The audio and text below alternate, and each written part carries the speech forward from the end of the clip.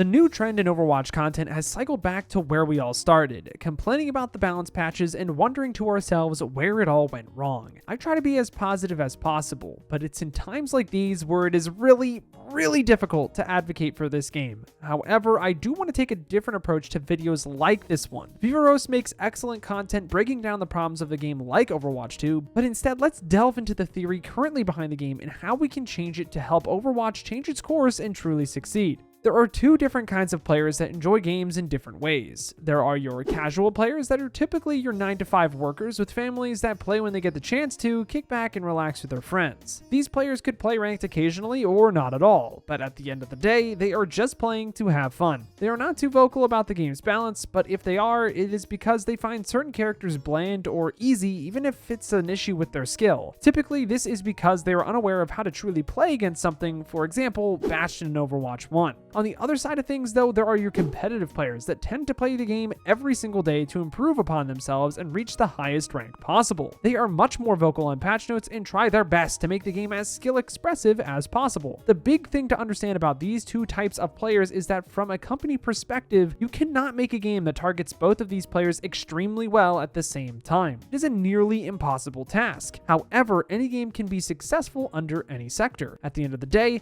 people make games to make money and survive, and it's really important that you understand that. Valorant and CSGO are not casual games whatsoever, but they target the competitive niche so well that they rake in most of that community, which gives them their profit to perform above their bottom line. The Plants vs. Zombies Garden Warfare series may not provide the most competitive gameplay, but it makes the game fun for groups of players that can play every now and then, making it very easy to buy into. All of these games fall into the same FPS genre, target different communities, and yet are or were successful in their given time. Fortnite is the only example that had a true monopoly on the industry, but that game had so many things going for it that it really doesn't have a place in this conversation. So when bashing on Overwatch 2, you really have to think about what community this game is really meant for. Is it for the competitive players, or is it truly for the casuals? The developers' decisions make it seem like the game is meant for casuals, but it is not clear whatsoever. The only true way you can tell is through the balance patches. On a live stream in the past, they stated that they want to make sure that characters get changed so that they are not oppressive at the high ranks without killing them at the low ranks. That statement is clearly geared towards the casual audience, because if you're trying to climb to the top,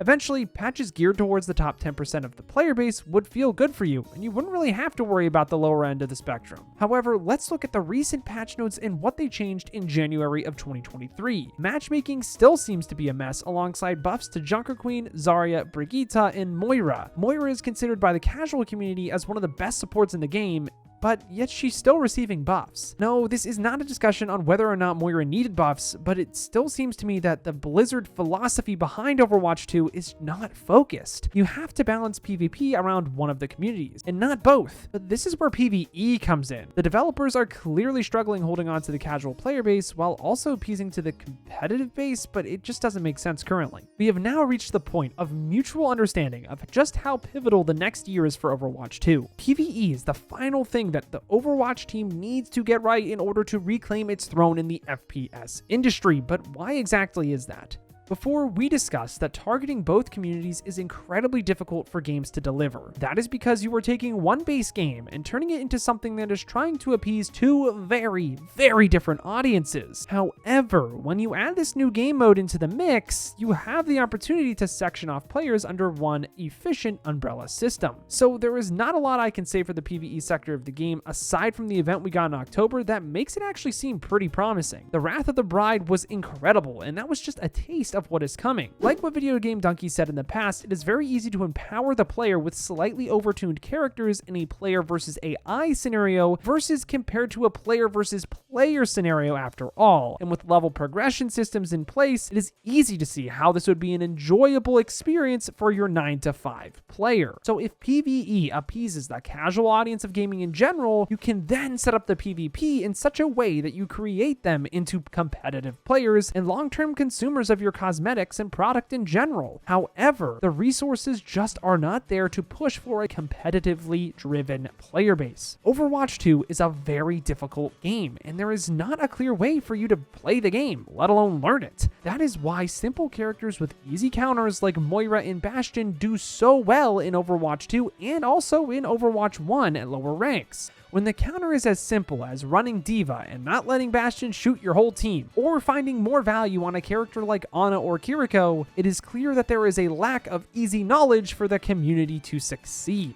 Guides by community members that really know what they are talking about, sponsored by Blizzard, are a must to have frequently if a shift in focus is made by the development team. Imagine if the Ana guide that ML7 made alongside the support of the Blizzard devs was in the hero gallery like the animated shorts for Kiriko in Junker Queen. Adding things like this or even more basic resources would help the health of this game so much. Bringing players up to speed can then help make balancing easier and in turn keep the game afloat and better dissect where players are spending their time in PvE or PvP. Add quick tutorials on each character, how they thrive, where they struggle, and create a baseline for characters to succeed at any level and push them into a competitive niche if they choose to go there. So what now? Overwatch 2 drastically needs something. The hopium is finally running out and everyone is looking at one thing to boost the hype back into the game.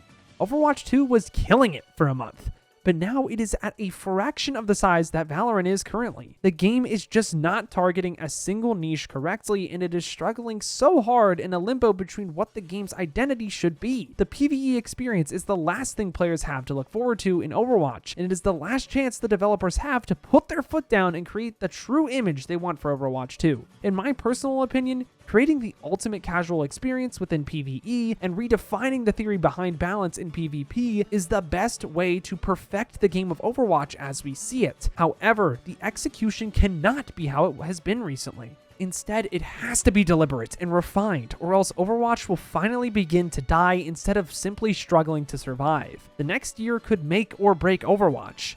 It all comes down to the developers and the next steps they take. This video took a lot of time, planning, and analysis to consolidate my emotions and thoughts behind the game and its future. That being said, it still does not mean that the information and ideas I presented is perfect. Now more than ever, it is so important that we discuss as a community to truly understand what it is that we want out of the game and give the developers the time and grace needed to truly create a successful game. Let me know your thoughts in the comments down below and consider sharing or giving the video a like to get more people talking. Thank you all so much for watching, but until next time, I've got to peace out and Paz out. I'll see you in the next one.